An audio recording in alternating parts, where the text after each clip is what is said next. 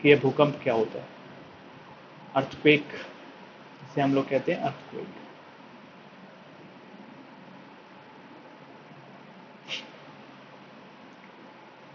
तो आज बढ़िया से अच्छी सी एक हेडिंग डालें, भूकंप।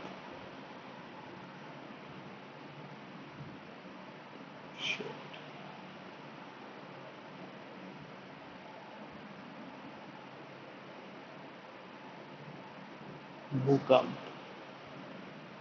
इंग्लिश में इसे कहते हैं अर्थ क्वेक।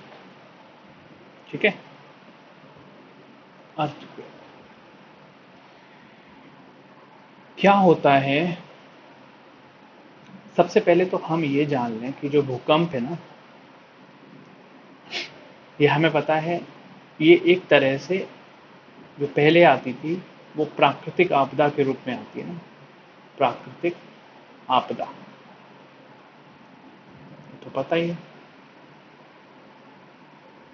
और मैंने बता भी दिया कि प्राकृतिक आपदाएं भूकंप, ज्वालामुखी, सुनामी जैसे होते हैं। तो जो भूकंप होता है एक्चुअल, इसका अर्थ क्या होता है, पहले मैं अर्थ से शुरू करूं। जो भूकंप है इसका अर्थ क्या होता है। देखो, भूकंप का अर्थ होता है भू प्लस कंप। भू मतलब हम लोग सब जानते हैं, और कंप का मतलब कंपन। ठीक है, और ये कंपन किसमें उत्पन्न हो रहा है, ये हो रहा है भूमि के, भूमि तो है लेकिन भूमि के क्रस्ट में। क्रस्ट मैंने बताया था लगभग ऊपर से 50 से 100 किलोमीटर अंदर तक की जाएंगे तो हमें क्रस्ट मिलता है। हाँ, पृथ्वी का कंपन, पृथ्वी का कंपन एग्जैक्ट तो नहीं होगा लेकिन क्रस्ट में होगा कंपन। ये जो क्रस्ट मैंने बताया था आपको, जो पृथ्वी होती है ना, जैसे ये पृथ्वी है, तो पृथ्वी में अगर हम ऊपर से जो अभी जमीन पे है ना, उस जमीन से अगर हम 100 किलोमीटर अंदर तक जाते हैं ना, तो वो क्रस्ट मिलता है हमको, है ना। तो वो क्रस्ट, उसमें कंपन होता है। ठीक है, उसमें कंपन होता है, उसको हम लोग कहते हैं भूकंप। ठीक है, अब जरा इसकी चीज़ें कुछ देख लेते हैं, कुछ इसके जो एक तरह से डायग्राम से समझते हैं कि आखिर ये चीज़ें जो हैं कैसे होती हैं घटित। तो देखो ज़रा, अब सिर्फ देखना है ना। मान लो ये पृथ्वी है, ठीक है, ये पृथ्वी है और ये इसका एक क्रस्ट का पॉइंट था, भूकंप जहाँ से उत्पन्न हुआ।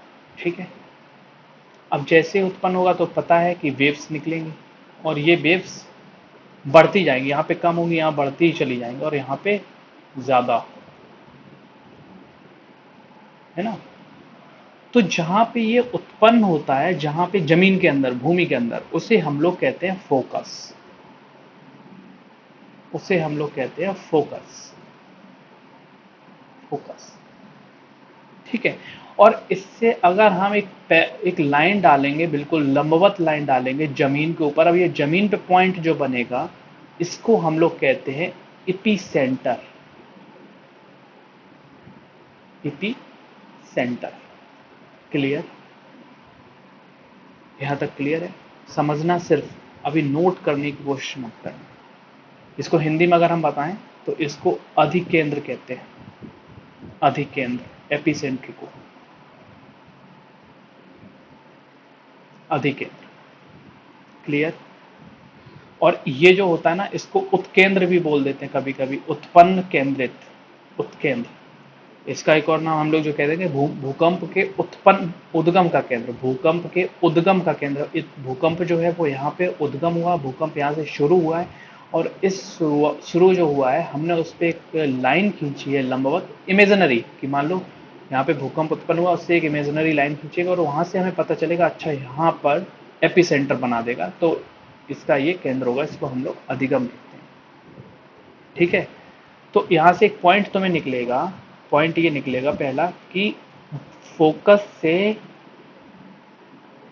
फोकस से एपी सेंटर तक,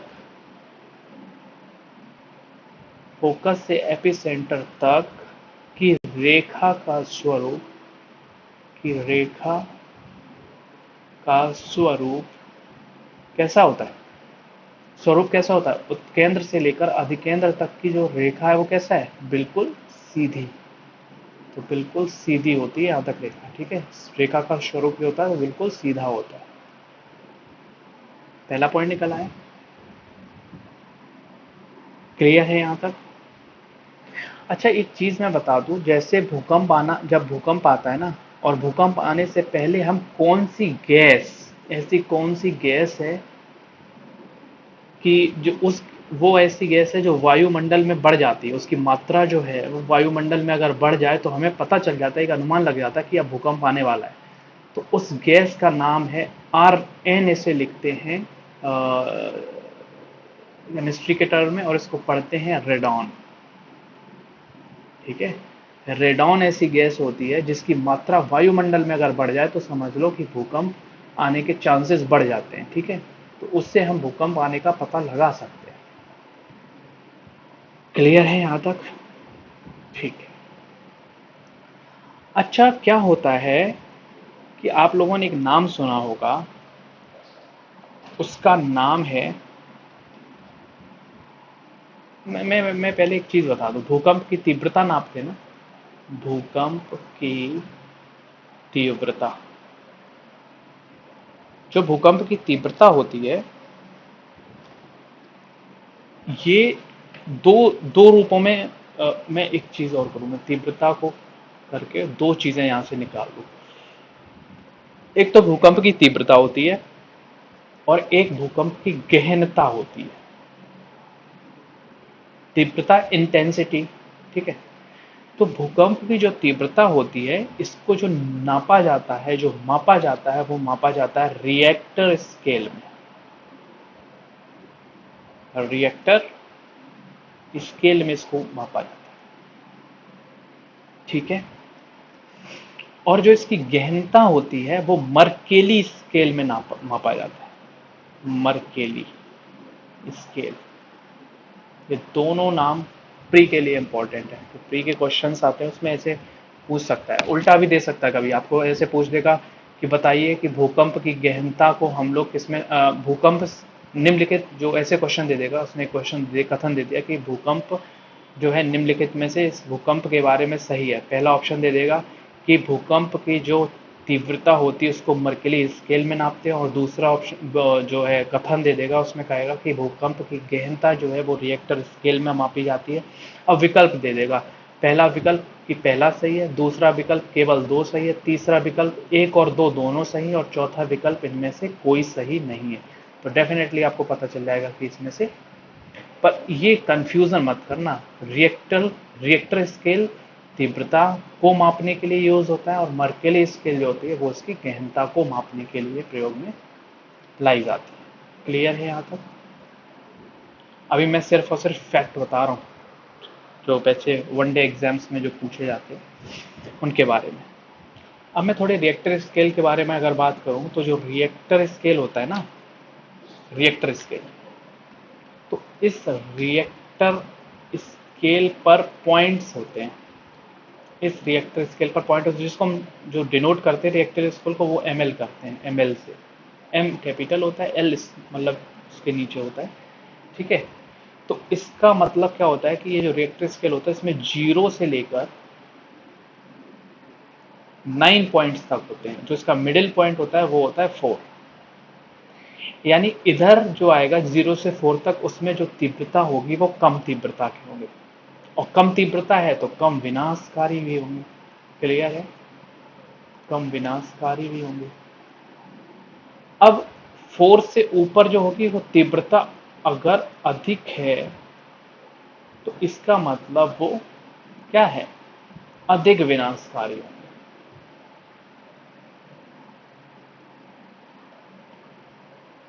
क्लियर? मैं थोड़ा और फैक्ट बता दूं, यहां तक तो क्लियर होगा ही। कुछ और फैक्ट बता दूं, जब भूकंप आता है ना, तो आपने एक शब्द सुना होगा, भूकंपीय लहरें। ठीक है, इसे हम लोग इंग्लिश में कहते हैं seismic, seismic waves, seismic waves कहते हैं। ठीक है, ये जो भूकंपीय लहरें होती हैं, इसका मतलब क्या होता है? इसका मतलब होता है भूकंप आने के बाद उठने वाली लहरें, भूकंप आने के बाद उठने वाली लहरें। जी बताएं, 1 मिनट बताइए।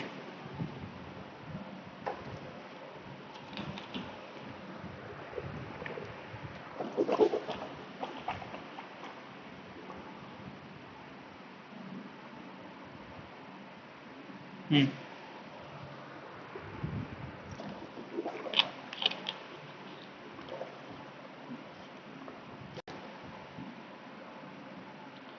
पीछे वाला 0 से 4 का टॉपिक समझा दो। 0 से 4 वाला, ये कम इंटेंसिटी, यहाँ पे तीव्रता मैं बता रहा हूँ ना, भूकंप की जो तीव्रता नापते हैं वो रिएक्टर स्केल पे नापते हैं। फिर मैंने रिएक्टर स्केल को थोड़ा बताने की कोशिश की है। इसमें जो बिंदु होते हैं ना, 0 से जो है 9 तक होते हैं, उसमें जो मिडिल बिंदु होता है वो 4 होता है। ठीक है, और 4 से जो आगे होंगे, यानी 4 के बाद 5, 6, 7, 8, 9 और जो होंगे, उसमें बहुत अधिक भूकंप जब आता है तो इसमें बहुत अधिक नुकसान होता है, अधिक तीव्रता वाले होते हैं। और 0 से लेकर 1, 2, 3 और 4 तक अगर आएगा तो इसका मतलब कम इंटेंसिटी का भूकंप है, इसका कम विनाश होगा। बस इतना ही था। और मैं एक चीज बता दूं, अगर 0 है, 0 मान लो भूकंप जो है वो 0 इंटेंसिटी का है, तो जो 1 इंटेंसिटी का भूकंप होगा, यानी उसके आगे वाला, वो 0 से 10 गुना ज्यादा शक्तिशाली होगा। आप समझ सकते हैं इसको? मैं फिर एक बार बता रहा हूं, अगर मान लो 0 इंटेंसिटी का भूकंप है, 0 तीव्रता का भूकंप है, और उसके बाद अगर कहीं 1 तीव्रता का भूकंप आता, 1 रिएक्टर स्केल, उसकी जो पैमाना रिएक्टर स्केल उस पर मेजर हुआ कि ये 1 इंटेंसिटी का था, तो 1 तीव्रता वाला जो भूकंप होगा वो 0 तीव्रता वाले के भूकंप की अपेक्षा 10 गुना ज्यादा शक्तिशाली होगा। अगर मान लो 8 का भूकंप आया, ये तो बहुत शक्तिशाली है, तो इससे 10 गुना ज्यादा शक्तिशाली जो भूकंप होगा, जो तीव्रता वाला भूकंप होगा, वो 9 तीव्रता का भूकंप होगा। क्लियर? यानी मैं अगर इसको एक वर्ड में कहूँ, एक शब्द, एक लाइन में लिखूं, तो मैं कह सकता हूं कि आगे आने वाले प्रत्येक बिंदु, आगे आने वाले बिंदु पीछे आने वाले बिंदु से 10 गुना ज्यादा शक्तिशाली होता है। ठीक है, 10 गुना ज्यादा शक्तिशाली होता है। और इसमें से अगर इतना शक्तिशाली होगा तो उसमें ऊर्जा भी तो निकलती है, तो अगर मैं ऊर्जा की बात करूं तो लगभग 31.6 गुना ऊर्जा निकलती है प्रत्येक। जैसे 0 में मान लो निकली है, मान लो 1 की निकली है, एक ऊर्जा, मान लो 1 जूल ऊर्जा जो है यहां से निकली है। अब जो 1 में आएगा तो वो कितना, 1 से गुणा कर दो इसको, 31.6 जूल की ऊर्जा यहाँ पे निकलेगी, इतनी गुना। वैसे अगर 8 में मान लो कुछ भी आई है तो उसका 31 गुना ज्यादा किस में निकलेगा, 31.6 गुना वो 9 में निकलेगा। तो ये चीज थी। ठीक है, क्लियर?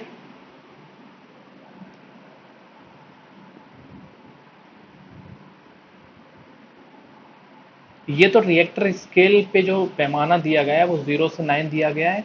और अगर एक चीज और मैं बता दूं यहाँ पे, कि अगर जैसे मान लो, अच्छा ये तो मैं समझा ही रहा था यहाँ पे, अगर मान लो, अगर पूछता है कि मानव दृष्टि से, मानव क्षति की दृष्टि से अगर बात करें, मानव क्षति की दृष्टि से, की दृष्टि से कितने भागों में, कितने पार्ट्स में बांटा जा सकता है, तो वो 1 से लेके 12 पॉइंट्स तक है। ठीक है, 1 पॉइंट से लेके 12 पॉइंट तक मानव क्षति की दृष्टि से, क्षति मतलब नुकसान, मानव के नुकसान की दृष्टि से जो बांटा जाता है उसको, भूकंप के पॉइंट्स को, तीव्रता के, भूकंप की तीव्रता के पॉइंट को मानव क्षति की दृष्टि से 1 से लेकर 12 तक जो है बांटा जाता है। लेकिन रिएक्टर स्केल में जो है वो कितने से कितने तक है, 0 to 9। क्लियर है यहाँ तक? फिर मैं चलूँ आगे।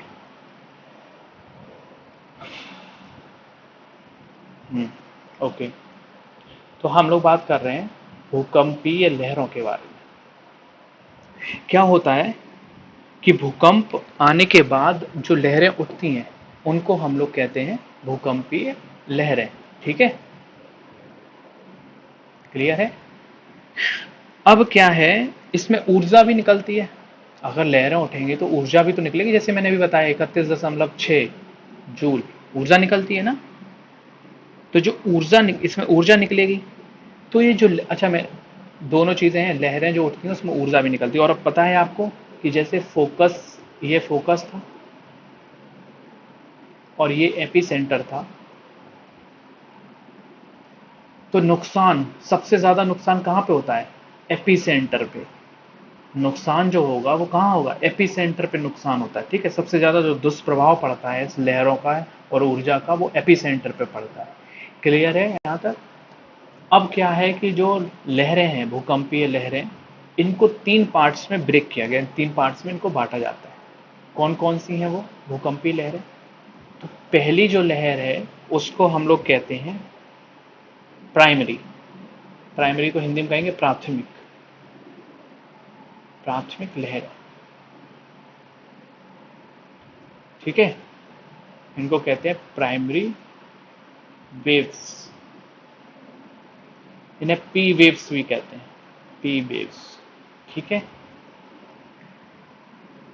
जो इनकी गति होती है प्राइमरी लहरों की, ये होती है लगभग 8 किलोमीटर प्रति सेकंड। ठीक है, 8 किलोमीटर प्रति सेकंड इनकी औसत गति होती है। दूसरी जो होती है वो होती है द्वितीयक प्रकार की लहरें, जिन्हें हम लोग कहते हैं सेकेंडरी वेव्स। इन्हें एक और शॉर्ट में कहते हैं एस वेव्स। एस वेव्स भी कहते हैं। इनकी जो स्पीड होती है वो औसतन होती है 4.4 किलोमीटर प्रति सेकेंड। क्लियर है यहाँ पे? कोई टफ नहीं है। थर्ड, ये तो सिर्फ समझने वाली चीज थी और थोड़ा दिमाग पे जोर देने वाली चीज। और थर्ड जो है, तीसरे प्रकार की लहरें, उन्हें कहते हैं भूपृष्ठीय कह सकते हैं, पृष्ठीय में कह दो, पृष्ठीय लहरें। इन्हें इंग्लिश में कहते हैं सरफेस वेव्स। Surface waves. और इन्हें जो शॉर्ट में कहते हैं वो कहते हैं L wave. L wave, confuse मत होना है, यहाँ पे एस वेव है, ये एल वेव है। सरफेस वेव एल वेव्स होती हैं और जो द्वितीयक होती है वो एल नहीं होती है, वो एस वेव्स होती हैं। ठीक है, तो जो पृष्ठीय लहरें हैं वो है सरफेस वेव्स, एल वेव्स। और जो इनकी गति होती है, औसतन जो स्पीड होती है इनकी, वो होती है लगभग 2.5 से लेकर 3 किलोमीटर प्रति सेकेंड तक। अब मैं एक क्वेश्चन आपसे पूछना चाहता हूं। क्वेश्चन ये है कि सबसे ज्यादा दिख नहीं रहा है?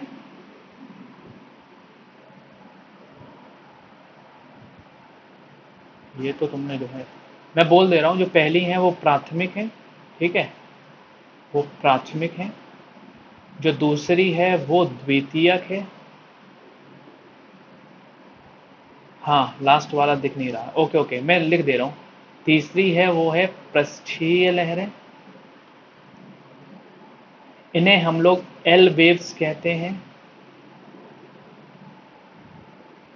और जो सेकेंडरी वेव्स होती हैं उन्हें एस वेव कहते हैं।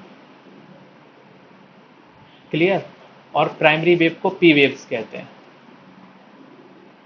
प्राइमरी वेव्स की जो स्पीड होती है वो 8 किलोमीटर, औसतन स्पीड 8 किलोमीटर प्रति सेकेंड। सेकेंडरी की 4.5, यानी उनसे लगभग आधी स्पीड की। और जो पृष्ठीय लहरें यानी एल वेव्स हैं वो लगभग 2.5 से 3 किलोमीटर प्रति सेकेंड की होती है। तो मेरा क्वेश्चन ये है कि जो प्राथमिक वेव्स हैं, जो द्वितीयक वेव्स हैं और जो पृष्ठीय वेव्स हैं यानी सरफेस वेव्स हैं, इनमें सबसे ज्यादा विनाशकारी लहरें कौन सी होती हैं? प्राथमिक, द्वितीयक या पृष्ठीय में? कमेंट्स करें। पी वेव्स होती हैं, एस वेव्स होती हैं, एल वेव्स होती हैं सबसे खतरनाक, जिनकी शक्ति सबसे ज्यादा होगी? समझ के आधार पे, जो मैंने बताया उसके आधार पे बताएं।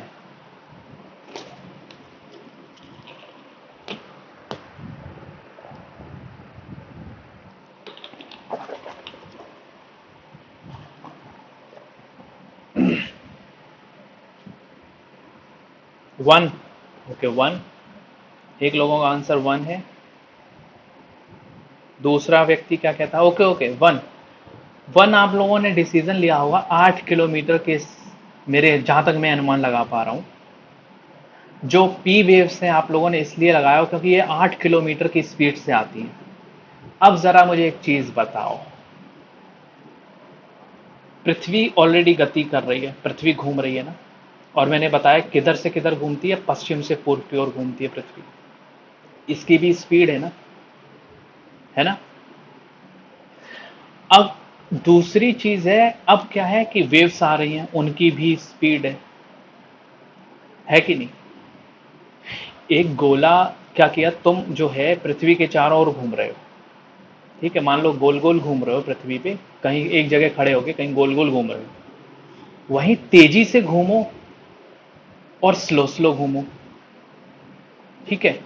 जो आपको ज्यादा जिसमें झटके महसूस होंगे, जिसमें ज्यादा कुछ आपको लगेगा, वो सबसे कम स्पीड में लगता है, ना कि ज्यादा स्पीड में। अब बल्ब जो होता है ना, बल्ब जो होता है वो 1 सेकंड में कई बार जलता है, कई बार बुझता है, बहुत जल्दी जल्दी बुझता है। नहीं, सेकंड भी नहीं है आपका, थर्ड होगा, थर्ड होगा। एल वेव्स, सबसे ज्यादा विनाशकारी जो शक्तियां होती हैं वो एल वेव्स के पास होती हैं। क्लियर। और जो सबसे ज्यादा भूकंप आते हैं वो किस वेव्स के आते हैं? तो वो प्राइमरी वेव्स के सबसे ज्यादा भूकंप आते हैं। एल वेव्स के बहुत ही माइन्यूट भूकंप आते हैं, कभी कभार आते हैं, ठीक है। सबसे ज्यादा प्राथमिक के आएंगे, फिर सेकेंडरी आते हैं, और फिर तीसरे प्रकार के जो कि प्राथमिक लहरें हैं ये आती हैं। तो मैं वही बता रहा था, आप जैसे एक बल्ब जो होता है ना, वो 1 सेकंड में कई बार जलता है, कई बार बुझता है, तो आपको दिखाई क्या देता है कि बल्ब वो कॉन्टिन्यूसली जल रहा है, ऐसे ही तो दिखाई देता है कि वो बल्ब सिर्फ जल रहा है। पर वो क्या है कि 1 सेकंड में इतनी तेज जलता है और बुझता है, इतनी तेज, वो टाइम ऑफ, जो जो टाइम है देखने का, वो हम लोगों को दिखाई नहीं देता, वो लगातार हमें क्या है, जलता हुआ दिखता है। वहीं क्या होता है, जब वो बल्ब खराब होने लगता है, जब आपने कभी नोटिस किया होगा, तो जो इसकी इंटेंसिटी होती है वो कम हो जाती है, फिर हम लोगों को क्या है, वो बल्ब दिखने लगता है कि ऐसे ये जल रहा है, बुझ रहा है, जल रहा है, बुझ रहा है, हल्का हल्का फ्लक्चुएशन जो इसमें आ जाता है। सेम कंडीशन वो यहीं पे है, ठीक है। तो इसलिए सबसे ज्यादा विनाशकारी जो वेव्स होगी वो सबसे कम गति की होंगी, सबसे कम झटके, जो जिसमें कम गति है। कम गति किसमें है? पृष्ठीय वेव्स में, जिसे हम लोग कहते हैं एल वेव्स। क्लियर है यहां तक? क्लियर है?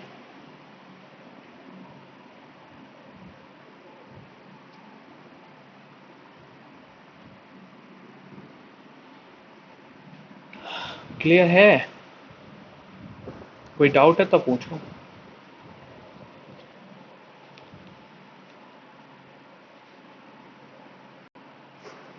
हम्म। अब हम लोग चलते हैं थोड़ा सा भूकंपों के ऊपर। ये तो मैंने एक ओवरव्यू दे दिया, भूकंप आखिर कैसे क्या, ठीक है। थोड़ा सा चलते हैं, जो भूकंप होते हैं ना, वो आखिर क्यों क्यों होते हैं, क्यों आते हैं? तो क्या होता है ना, जब पृथ्वी की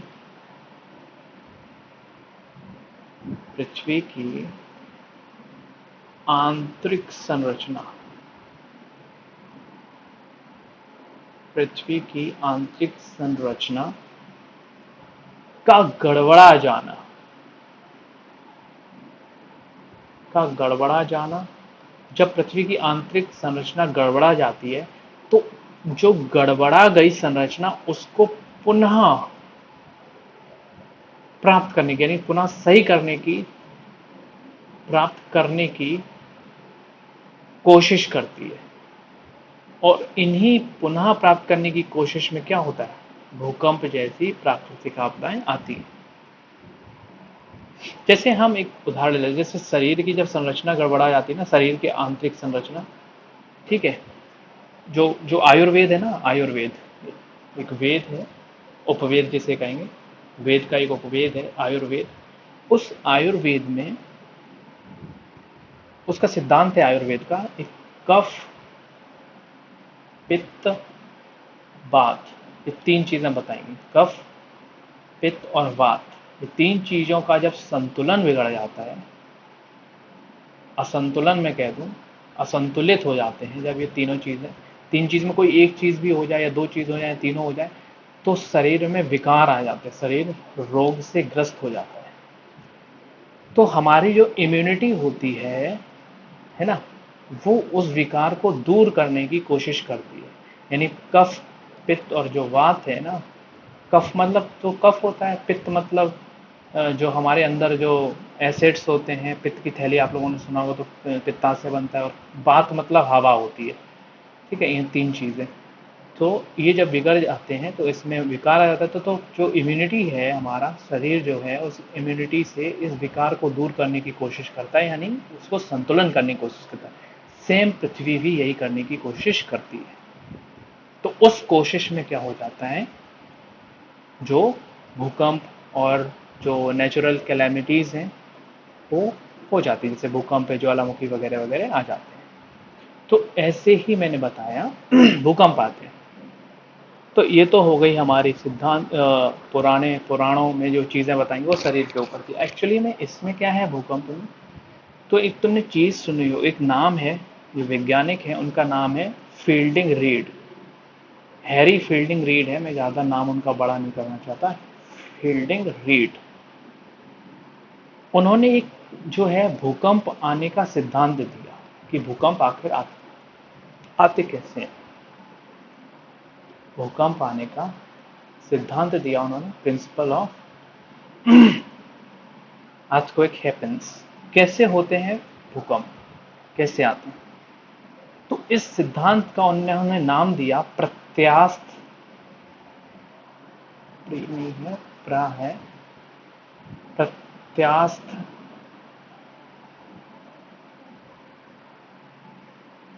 पुनश्चलन, बड़ा टफ नाम दिया उन्होंने, पुनश्चलन सिद्धांत।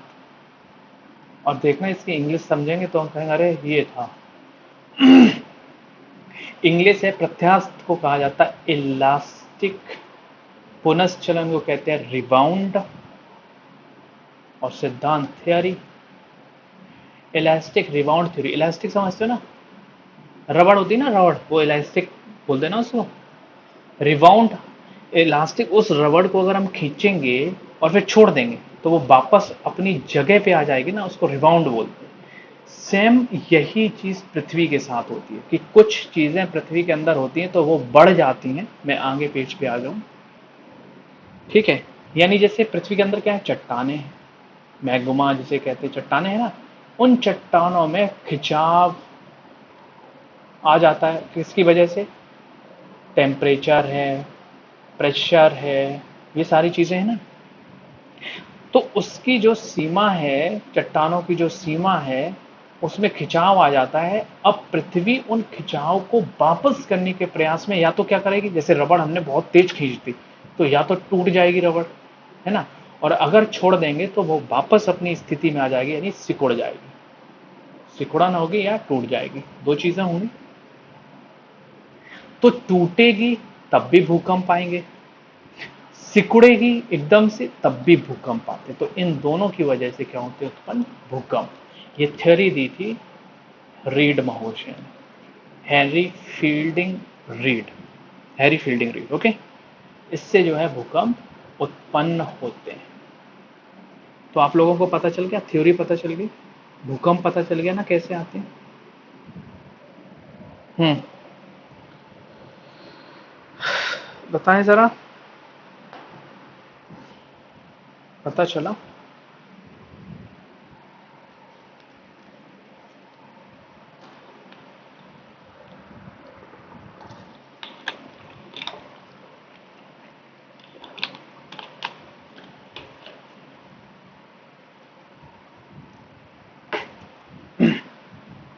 हाँ ओके,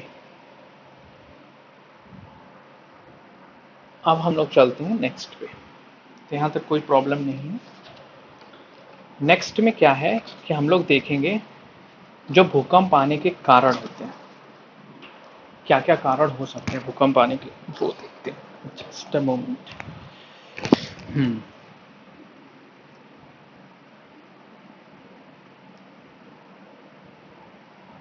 भूकंप आने के कारण। देखो, इसके दो कारण हो सकते हैं।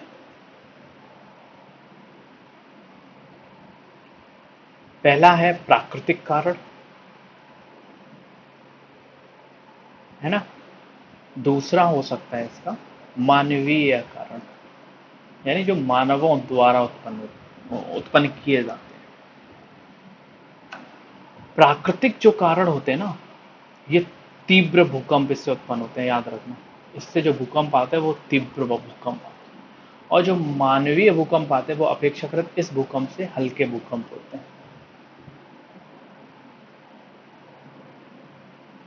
हम्म हम्म जो तीव्र भूकंप होते हैं, यानी जो प्राकृतिक भूकंप होते हैं, उनमें से कौन कौन से हो सकते हैं उनके कारण? तो आपको मैंने बताया था टेक्टोनिक प्लेट,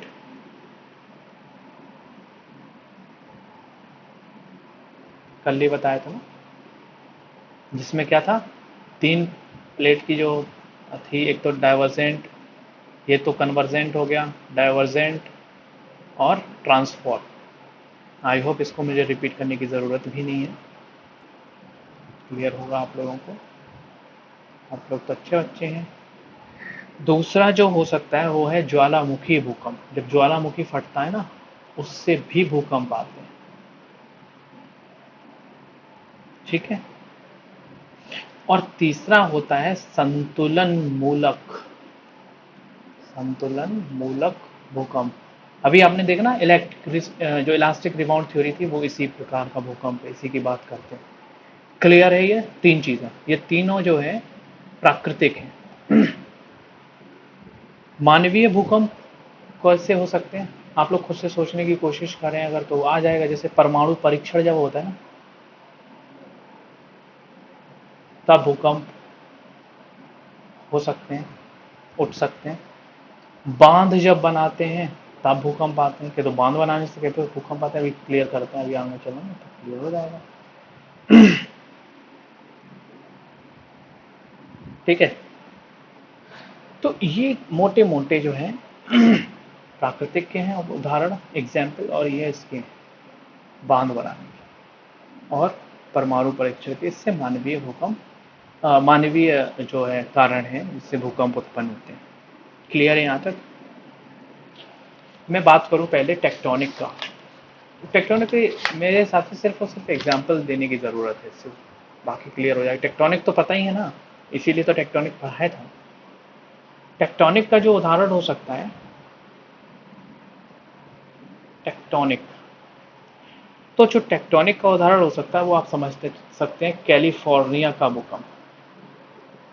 कैलिफोर्निया में जो भूकंप आते हैं, वो उसके ज्यादातर उसके पीछे जो रीजन होते हैं वो टेक्टोनिक के कारण होते हैं। कैलिफोर्निया का भूकंप ये टेक्टोनिक प्लेट से हो सकते हैं कारण। अगर मैं दूसरा बात करूं, जो है ज्वालामुखी का, अगर मैं ज्वालामुखी या भूकंप का बात करूं, कि ज्वालामुखी से कौन कौन से भूकंप उत्पन्न हो सकते हैं, तो ज्वालामुखी में आप ले सकते हैं एटना। कैलिफोर्निया तो पता है ना, यूएसए में। एटना है, विसुवियस है, विसुवियस, ये बहुत इंपॉर्टेंट नाम है। अभी बताता हूँ क्यों। ये दोनों जो है इटली के भूकंप, इटली के ज्वालामुखी, सॉरी भूकंप नहीं, इटली के ज्वालामुखी के नाम है, ठीक है। जो विसुवियस है ना, इसने एक पूरा शहर खत्म कर दिया था, पूरा शहर। उस शहर का नाम था पोम्पे। आप लोगों को जब टाइम हो तो ये जो पोम्पे नाम से एक मूवी भी है ना, एक पूरी मूवी है पोम्पे नाम से, आप उसको देख सकते हैं जब टाइम हो। बहुत अच्छी मूवी है, और पूरी के पूरी इस विसुवियस भूकंप के बारे में ही। विसुवियस ज्वालामुखी है, ज्वालामुखी है विसुवियस नाम का, और ये एटना, ये इटली का ही है। और विसुवियस जो है ये पोम्पे शहर, जिसमें पोम्पे बसा होता है शहर, उस शहर में ये विसुवियस भूकंप होता है, और उसी के ऊपर एक पूरी जो है डॉक्यूमेंट्री इसके ऊपर है। वो आप लोग जब चाहें, जब टाइम हो, समय हो, देख लीजिएगा। और उसमें उसके जो अवशेष हैं, है ना, ये इसके जो अवशेष हैं, जब लोग सो रहे होते हैं, एक्चुअली उसमें क्या होता है, ये जो, मैं थोड़ी स्टोरी बता देता हूँ। जो ये विसुवियस ज्वालामुखी है, ये शांत अवस्था में होता है ना, शांत अवस्था, सुप्त मैंने बताया था ना। और ये अचानक रात में जो होता है ना, सक्रिय हो जाता है। लेकिन इसकी सक्रिय होने के जो है जो हरकतें हैं वो शुरू हो चुकी होती लोगों को, पर लोगों को एहसास नहीं होता। जो यहाँ के पोम्पे शहर है उसमें एहसास नहीं होता इसका कि ये आखिर क्या है। और ये सक्रिय होकर रात में जो उसका मैंने बताया ना, जैसे ज्वालामुखी फटता है तो क्या निकलता है, लावा। तो जैसे ही अब सब लोग, रात होती है तो लावा जो है पूरे शहर में फैल जाता है, और जो जो लोग इसकी चपेट में आते हैं वो वहीं जम जाते हैं। लावा तो चट्टाने हैं ना, तो इन लोगों के ऊपर से निकल जाती तो वो लोग जम जाते हैं एग्जैक्टली सभी जगह पे, जहां जहां जो जैसी अवस्था में होता है वो सब वैसे ही जम जाते हैं। और उनको फिर कई वर्षों बाद इटली के म्यूजियम में फिर इनको रखा गया है, और लोग ऐसे पत्थर के जो उनको तराश तराश के लोगों को निकाला गया उन्हीं में से, पत्थर में से, और उनको म्यूजियम में रखा गया, तो लोग उनको देखने जाते। तो ये इसकी एक स्टोरी है, ठीक है। तो जब भी टाइम मिले तो आप इस मूवी को देखिएगा, तो आपको जो है पता चल जाएगा कि आखिर ऐसी चीज़ें भी हो सकती हैं और होती हैं, ठीक है। ये विसुवियस है ज्वालामुखी, ये ज्वालामुखी भूकंप की जो बात है उसकी। तीसरा जो मैंने बताया था संतुलन मूलक, संतुलन मूलक जो वो सॉरी भूकंप इससे आते हैं जब संतुलन बनाने की कोशिश करती है। तो हिमालयन क्षेत्र में आप भूकंप देखेंगे, हिमालयन क्षेत्र के जो भूकंप होते हैं ना, वो ये संतुलन मूलक इलास्टिक रिबाउंड से आते हैं पृथ्वी, ठीक है। पृथ्वी जो है उस जो है अपनी चीज़ों को पुनः वापस, जो पृथ्वी में गड़बड़ी जो मैंने बताया ना, पृथ्वी में जो गड़बड़ी आती है उनको वापस पुनः प्राप्त करने की कोशिश करती है, तो उस कोशिश में भूकंप आते हैं। तो ऐसे भूकंप हिमालयन क्षेत्र में देखे जा सकते हैं, ठीक है। तो यहां तक क्लियर होगा आपको। अब हम लोग अगर थोड़ी मानवीय जो बात करें, मानवीय कारणों से कि कैसे भूकंप आते हैं, जैसे परमाणु परीक्षण में तो आपको पता ही होगा कि भूकंप आते हैं। परमाणु परीक्षण हो गए, जमीन के अंदर परमाणु परीक्षण करते हैं, तो जब वो परमाणु बम फटता है तो उससे भूकंप उत्पन्न हो जाते हैं। बांध से कैसे होते हैं, जैसे मान लो बांध, पानी को मैंने रोक लिया एक जगह पे, अब इस पानी को जहां रोकेंगे उस जगह पर क्या है कि दबाव पड़ने से जो भूमि है, भूमि पर दबाव पड़ेगा ना, तो वो कमजोर हो जाती है भूमि। और जब कमजोर हो जाएगी तो मैंने बताया है कि उस पर क्या है, ज्वालामुखी जैसी चीजें जब कमजोर हो जाएगी ना, तो ज्वालामुखी की गैसें जो है टकराएंगी ना, इससे संतुलन बिगड़ेगा इस पृथ्वी का, तो उससे भूकंप उत्पन्न होते हैं, ठीक है। तो ये दोनों कारण समझ में आ गए, ये दोनों कारण समझ में आ गए आप लोगों को। Please make a comment. क्या हुआ, मजा नहीं आ रहा क्या?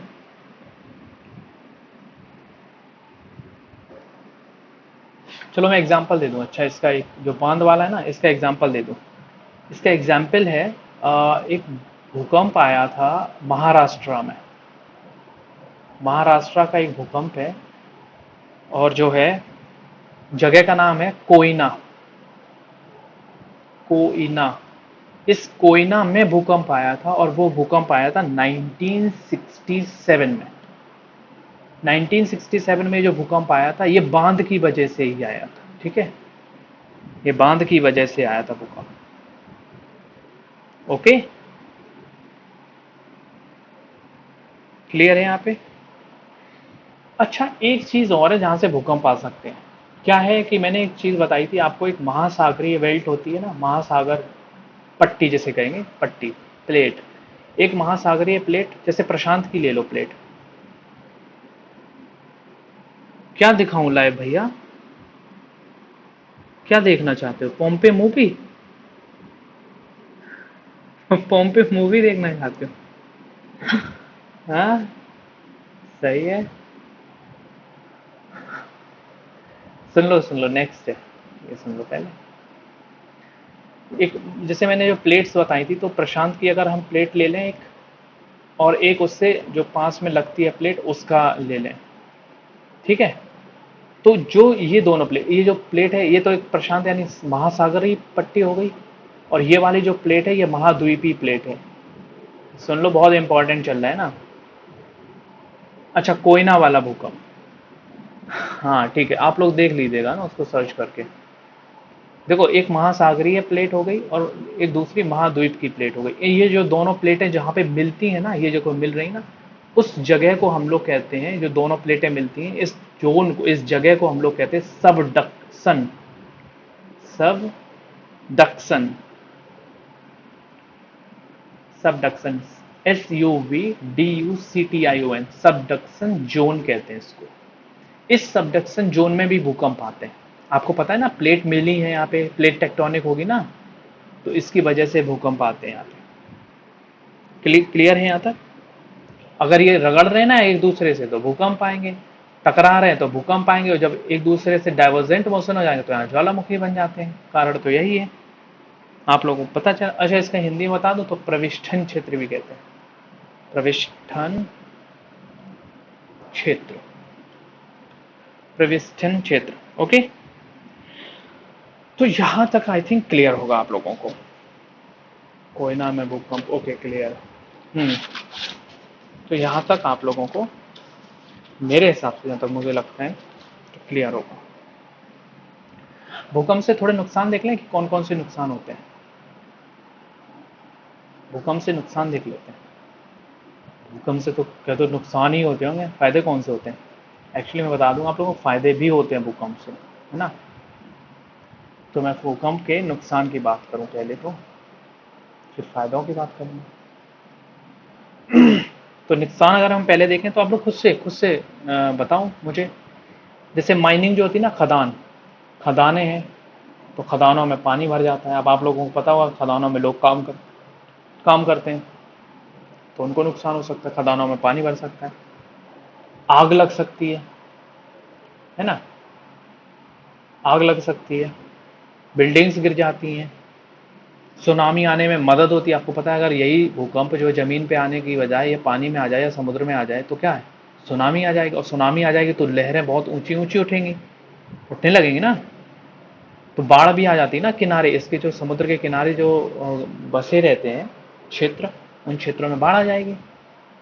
और अगर मैं बात करूं तो हिमस्खलन हो सकता है। हिमस्खलन समझते हो ना? हिम मतलब होता है पहाड़, वो गिर जाते हैं, उनमें जो है दरारें हो जाती हैं, ठीक है। हिमस्खलन होगा तो सड़क पे मलबा जमा हो जाएगा, है ना, बहुत सारी चीजें हो जाती हैं। आप लोगों के लाभ मैं बता दूं, नुकसान तो पता होंगे आप लोगों को, लाभों के बारे में मैं आपको थोड़ा सा बता दूं। देखो, मैं बताऊं आप लोगों को लाभ।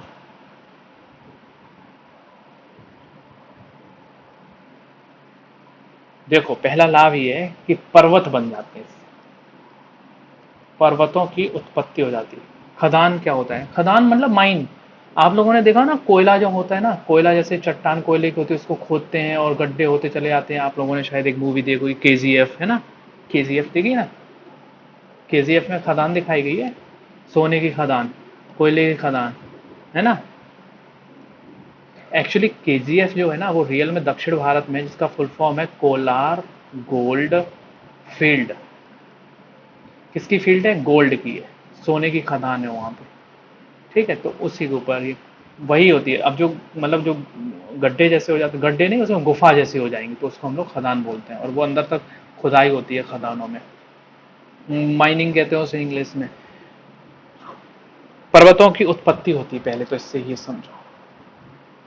जब भूकंप आते हैं, मैंने बताया, जब दो प्लेट एक दूसरे से मिलती हैं तो, और इसका एग्जाम्पल जीता जागता है हिमालय तो है ही, हिमालयन जो पर्वत है, श्रेणी है ना।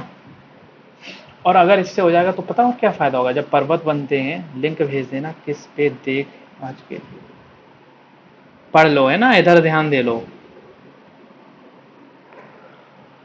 पर्वतों की उत्पत्ति होती है, तो जब पर्वतों की उत्पत्ति होगी तो आपको पता होगा कि पर्वतों पे वनस्पतियां होती हैं। वनस्पतियां होती है ना, अलग अलग तरह तरह प्रकार की वनस्पतियां होंगी। तो जब वनस्पतियां होंगी तो लोग पर्यटन बढ़ेगा ना, लोग पर्यटन मतलब टूरिज्म, विदेशों से लोग आएंगे देखने, तो इससे जो है अर्थव्यवस्था को फायदा होगा। दूसरा है कि जो समुद्र के तटवर्ती क्षेत्र होते हैं ना, समुद्र के तटवर्ती मतलब समुद्र के किनारे किनारे जो रीजन होते हैं, अगर भूकंप आया मान लो तो उसमें गड्ढा हो गया, उस गड्ढों में पानी भर गया पानी, तो ये क्या होगी, ये प्राकृतिक बंदरगाह बन जाएंगे ना, बंदरगाहों का निर्माण हो जाएगा, बन जाएंगे ना बंदरगाह, बंदरगाहों का निर्माण हो जाएगा। अब मान लो ये तो मान लो गड्ढा हो गया, कुछ जमीन निकल जाती है बाहर, जमीन बाहर उभर आती है ना। अब भूकंप आया, इधर की जमीन धंस गई, इधर की जमीन धंस गई, तो बीच की जमीन उभार आ गया उस जमीन में, तो उभार आ जाएगा तो ये द्वीप बन जाते हैं या मैदान बन जाते हैं ना। और जब ये मैदान बनेंगे तो आप लोगों को पता है ये उपजाऊ मैदान होते हैं, द्वीप बनेंगे तो हो सकता है इसमें खनिज भी हो सकते हैं, बहुत अत्यधिक मात्रा में खनिज हो सकते हैं। तो ये सारे इसके लाभ भी हो सकते हैं, सिर्फ और सिर्फ नुकसान ही नहीं होते हैं, ठीक है। तो मैं ये चीज़ क्यों बता रहा हूँ लाभ और नुकसान, मैं इसलिए बता रहा हूँ कि आप लोगों ने सुना होगा भूकंप, तो भूकंप से तो सिर्फ नुकसान ही नुकसान होता है और उससे क्या हो सकता है, नहीं।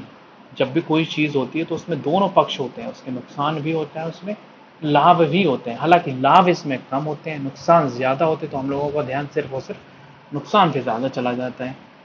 क्लियर है यहाँ तक? हम्म। अब हम लोग बात करें थोड़े से भूकंप के जो क्षेत्र हैं, सबसे ज़्यादा जो भूकंप आने वाले जो क्षेत्र हैं, कौन कौन से इससे भूकंप हैं, भूकंप के जो क्षेत्र हैं।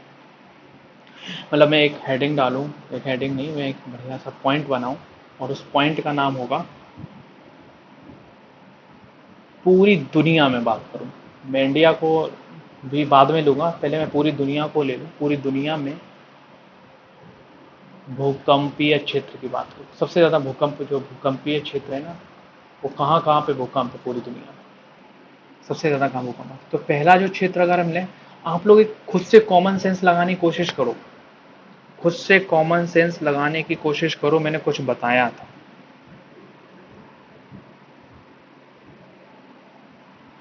बताएं। आप लोगों को एक बताया था रिंग ऑफ फायर, है ना, उसमें लगभग 63% भूकंप का क्षेत्र, इसी रिंग ऑफ फायर मैंने बताया, इसमें दो प्लेट्स होती है ना, एक तो प्रशांत की है और एक अमेरिकन प्लेट्स भी है, तो इसे सबडक्शन जोन बोलेंगे ना, सबडक्शन जोन।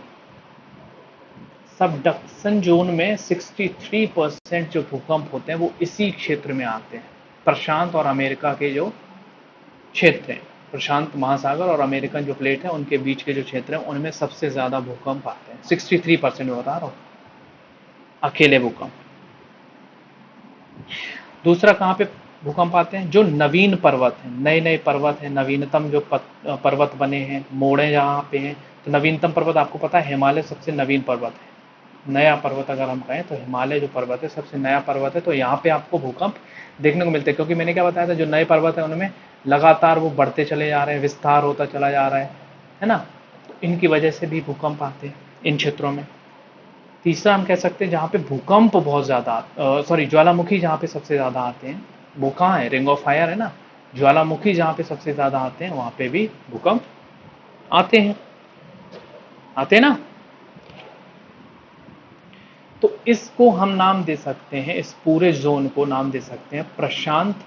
पूरी दुनिया में भूकंपीय क्षेत्र जो है, पहला मैं जो ए पॉइंट दे रहा हूँ वो है प्रशांत महासागरीय, ये पॉइंट वाइज लिख लीजिएगा, है ना। पहला पॉइंट है प्रशांत महासागरीय तटीय पट्टी, और मैंने इसको जो है विस्तार में बता ही दिया, रिंग ऑफ फायर है इसलिए प्रशांत महासागरीय जो तटीय पट्टी उसमें भूकंप आते हैं 63%। इस प्रशांत महासागरीय तटीय पट्टी में कितने परसेंट भूकंप आते हैं, 63% अकेले भूकंप यहाँ पे आते हैं। और क्यों आते हैं, क्योंकि यहाँ पे नवीनतम और मोड़दार चट्टाने जो है होती हैं, इस वजह से भूकंप आते हैं, ठीक है। ज्वालामुखी सबसे ज्यादा इस क्षेत्र में होती है इसलिए भूकंप आते हैं। दूसरा अगर हम पॉइंट की बात करें तो वो होगा मध्य द्वीपीय पट्टी, मध्य द्वीपीय पट्टी, ठीक है, मध्य द्वीपीय पट्टी। इस मध्य द्वीपीय पट्टी में कौन कौन से रीजन, कौन कौन से आते हैं महाद्वीप, तो यूरोप आता है और एशिया। आपको पता है एशिया, भारत इसी एशिया महाद्वीप में है। तो इस क्षेत्र में लगभग 21% भूकंप आते हैं, 21%, 63 उधर थे, 21 इधर हो गए। अब जो छोटे मोटे भूकंप बने फिर आते हैं अटलांटिक, अटलांटिक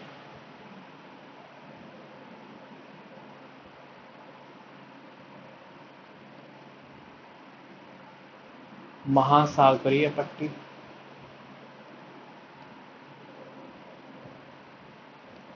इसमें जो है लगभग 13% भूकंप इधर आता है। कितना हो गया?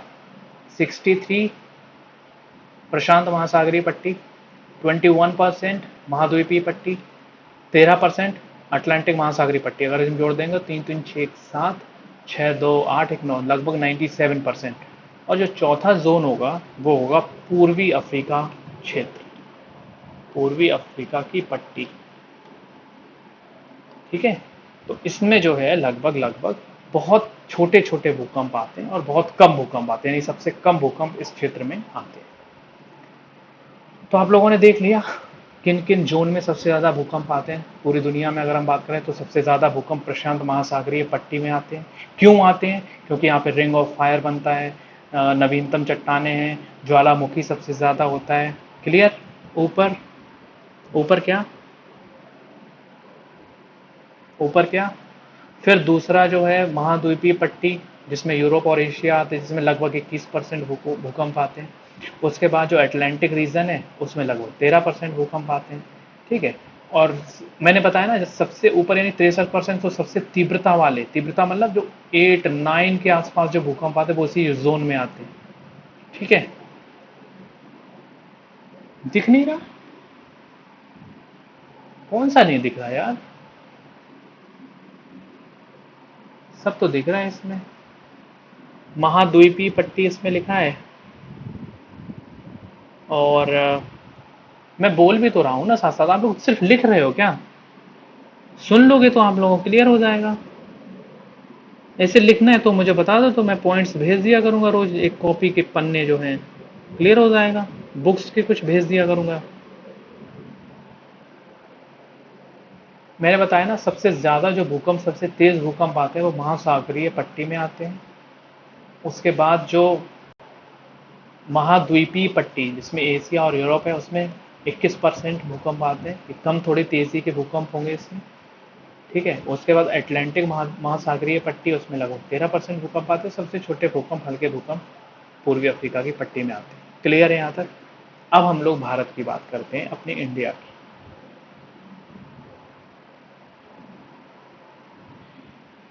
देखो, भूकंप के आधार पर, भूकंप के आधार पर हमने इंडिया को 5 क्षेत्रों में डिवाइड किया है। भूकंप के आधार पर 5 जोन जिसे कहेंगे। ठीक है, 5 जोन में डिवाइड किया है।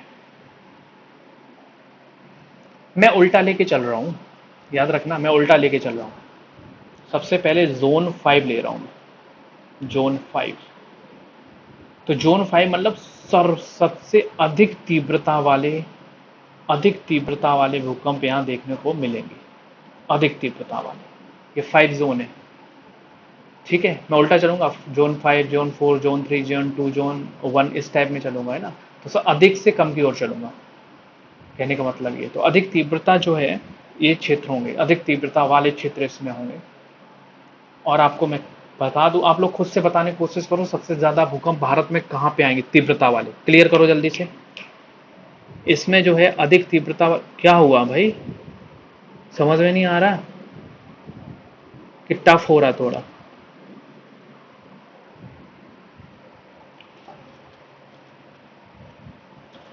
मुझे बताओ अधिक तीव्रता वाले जो भूकंप है भारत में कहां पे मिलेंगे? जो अभी मैंने भूकंप के बारे में पढ़ाया है, अभी जो मैंने भूकंप के बारे में पढ़ाया है उसके आधार पे आंसर देना है इसका। ठीक है, उसके आधार पे इसका आंसर देना, और एक बार में क्लियर आंसर आना चाहिए।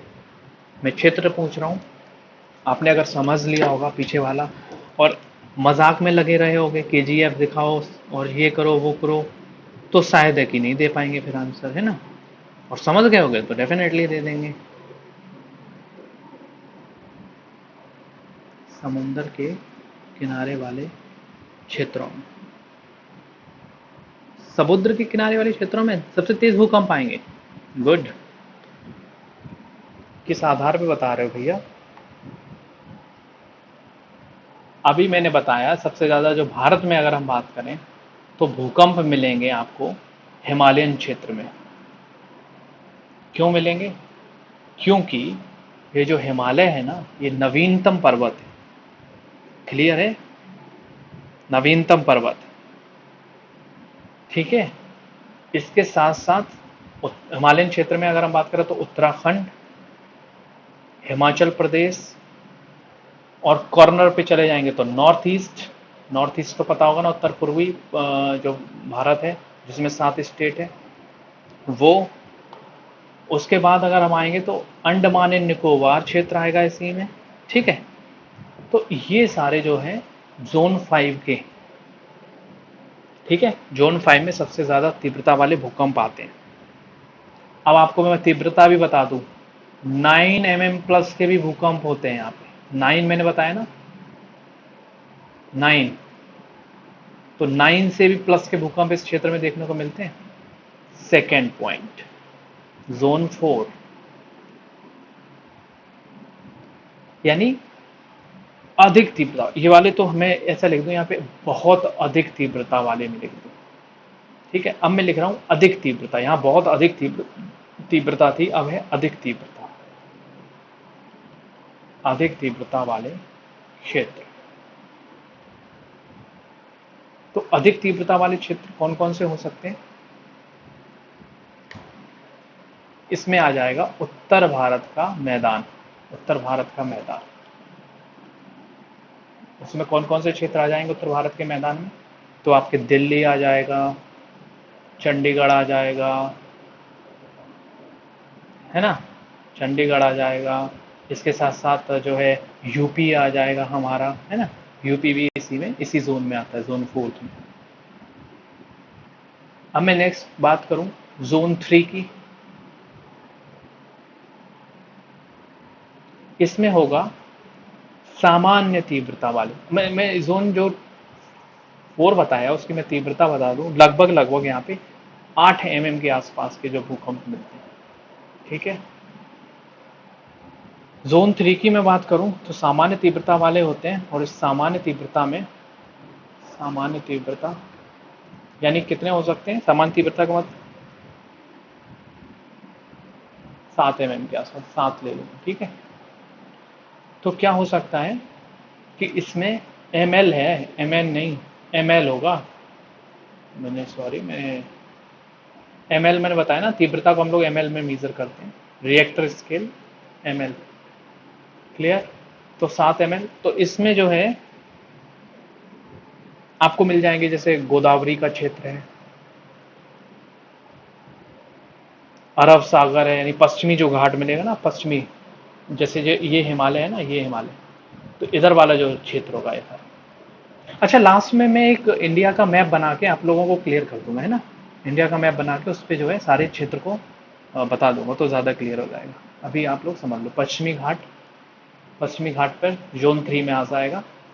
उसके बाद अगर मैं बात करूं जोन 2 और जोन 1 की, जोन 2 और जोन 1, इसमें जो है लगभग लगभग जोन 2 में 6 mm के आसपास और जोन 1 में लगभग 5 mm के आसपास के जो भूकंप देखने को मिल जाएंगे। तो ये कम तीव्रता वाले या भूकंप रहित, ये वाले भूकंप रहित, यहाँ पे भूकंप नहीं आएंगे, यहाँ पे कम तीव्रता के भूकंप आएंगे। यहाँ कम तीव्रता के हैं और यहाँ पर भूकंप रहित है। लगभग लगभग भूकंप जो है नहीं आते हैं, आते हैं तो बहुत कम तीव्रता के होते हैं। भूकंप रहित, कम तीव्रता वाले में जो है आप लोगों को जो थोड़ा बहुत क्षेत्र इनके भूकंप रहित में बता दूं, एमपी का भाग, जो मध्य प्रदेश का भाग, पश्चिमी एमपी का, और उसके बाद अगर हम बात करें तो महाराष्ट्र का, पूर्वी महाराष्ट्र का भाग, ठीक है, आंध्र प्रदेश का भाग, कर्नाटका का भाग, उड़ीसा का भाग, इनमें बहुत कम तीव्रता के भूकंप आते हैं, लगभग नहीं के बराबर आते हैं। शेष जो है वो जोन 2 के क्षेत्र हो सकते हैं। क्लियर है यहाँ तक? मैंने कुछ नहीं बताया, बस मैंने एक डिवीजन किया है। आपको सबसे ज़्यादा क्षेत्र वाला बता दिया, और उसके बाद कम कम कम होते होते जहाँ पे भूकंप लगभग नहीं आते हैं, वो चीज़ें मैंने क्लियर स्पष्ट कर दी। अगर इसको दोबारा से बताना तो बता दो, बता दो मुझे।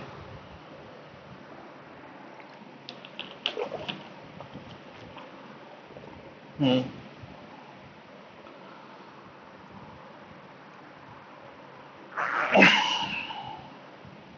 ओके, देखो, मैंने सोचा है कि मैं एक वर्ल्ड इंडिया का मैप बना के उस पर क्लियर कर दूँ चीज़ों।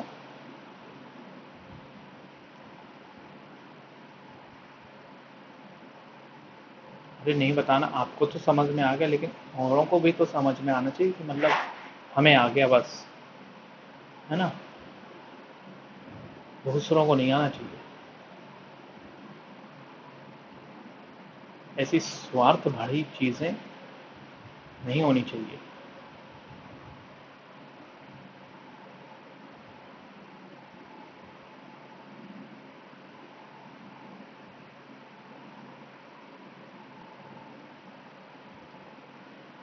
थोड़ा-सा घूमते हैं, इसको लाएँगे नीचे।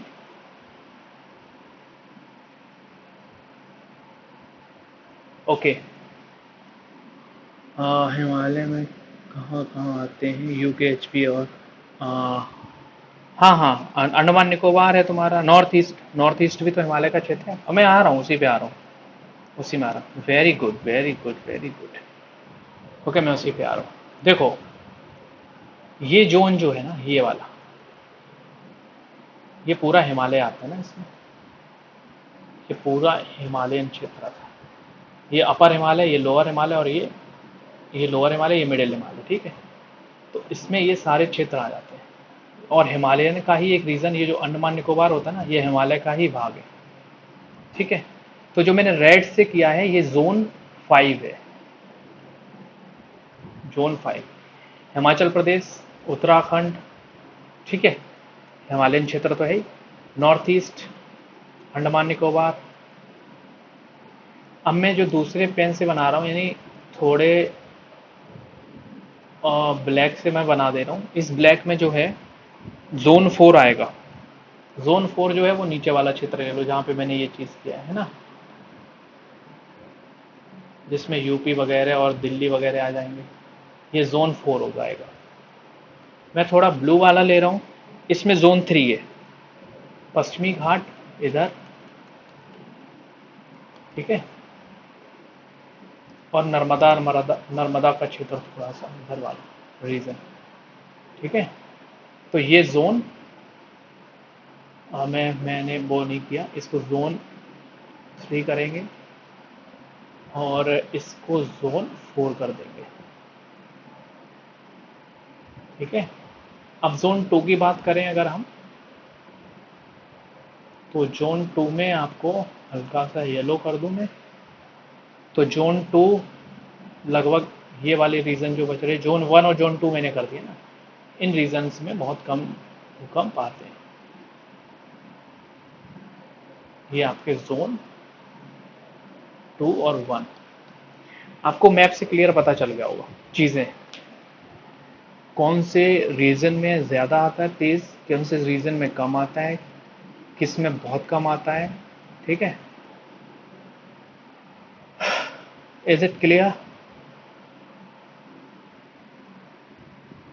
यहाँ तक क्लियर है?